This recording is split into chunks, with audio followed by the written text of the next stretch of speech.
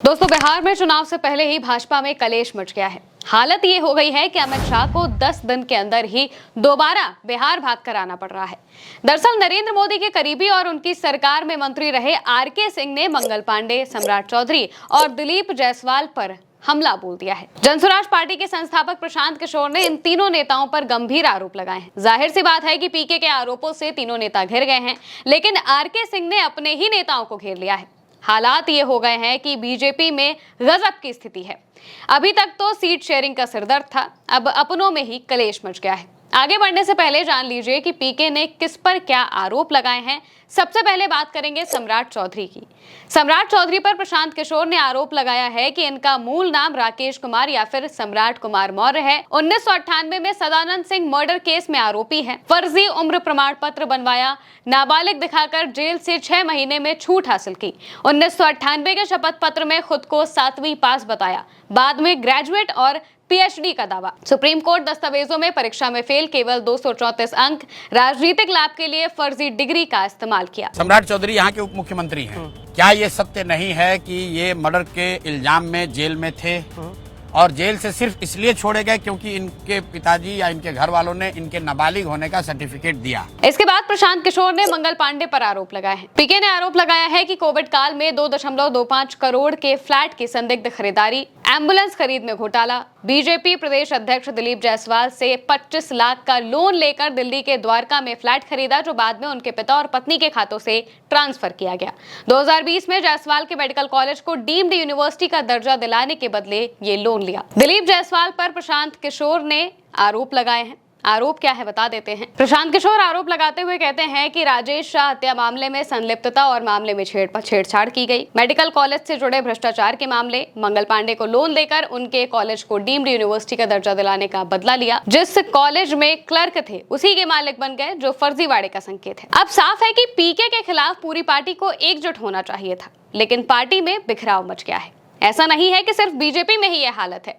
प्रशांत किशोर ने सबसे गंभीर आरोप अशोक चौधरी पर लगाए हैं, जो कि जेडीयू के नेता हैं। 2 साल में 200 करोड़ की संपत्ति बनाई, मानव वैभव विकास ट्रस्ट के माध्यम से करोड़ों की जमीनें खरीदी। ट्रस्ट की ट्रस्टी शांभवी चौधरी अशोक की बेटी की सास अनिता कुणाल हैं। अशोक चौधरी के पूर्व पीए योगेंद्र दत्त के नाम पर पटना के बिक्रम में 23 कट्टा जमीन यानी कि लगभग 34 लाख रुपए की खरीदी की गई, जिसके बाद में बेटी शांभवी चौधरी के नाम ट्रांसफर कर दिया गया। शांभवी की सगाई और शादी के बीच 38 करोड़ रुपए से अधिक की 5 जमीनें पटना में खरीदी गई, जिनका मालिकाना हक अशोक की पत्नी नीता केसरी के नाम पर है। परिवार के खातों में ट्रस्ट से जुड़े लोगों से पैसे ट्रांसफर होने का आरोप। कि आपके ये न्यास के माध्यम से सैकड़ों करोड़ रुपए की जमीन कहां से खरीदी जा रही है, ये पैसा कहां से आ रहा है, ये पैसा कहां से आ रहा है?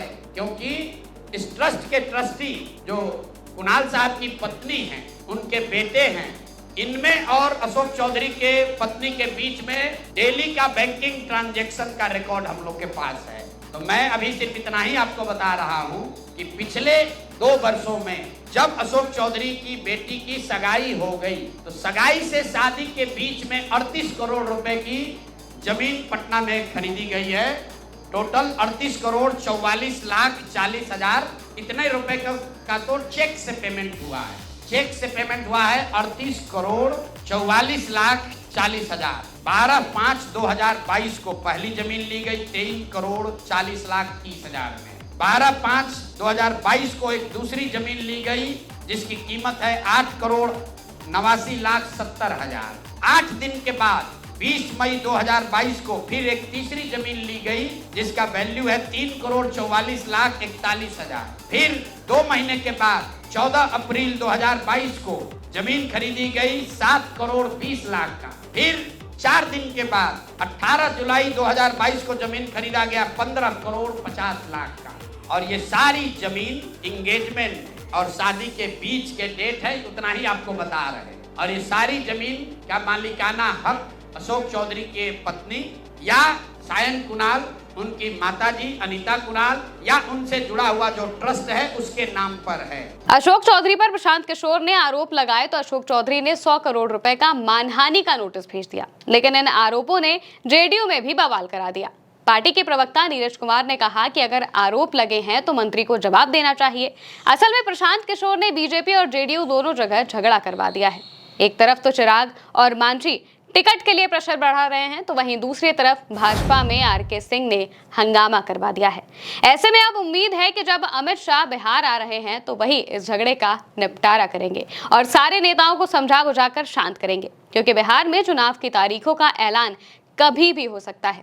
ऐसे में ऐन चुनाव के मौके पर मचा ये हंगामा बीजेपी का नुकसान भी करवा सकता है। अब दोस्तों, पीके के आरोपों पर कितनी सच्चाई है ये जांच में ही पता चलेगा, लेकिन एक बात साफ है कि पीके की वजह से पूरा एनडीए फंस गया है और अब चुनाव तक इन तमाम आरोपों के जवाब एनडीए के नेताओं को देने पड़ेंगे।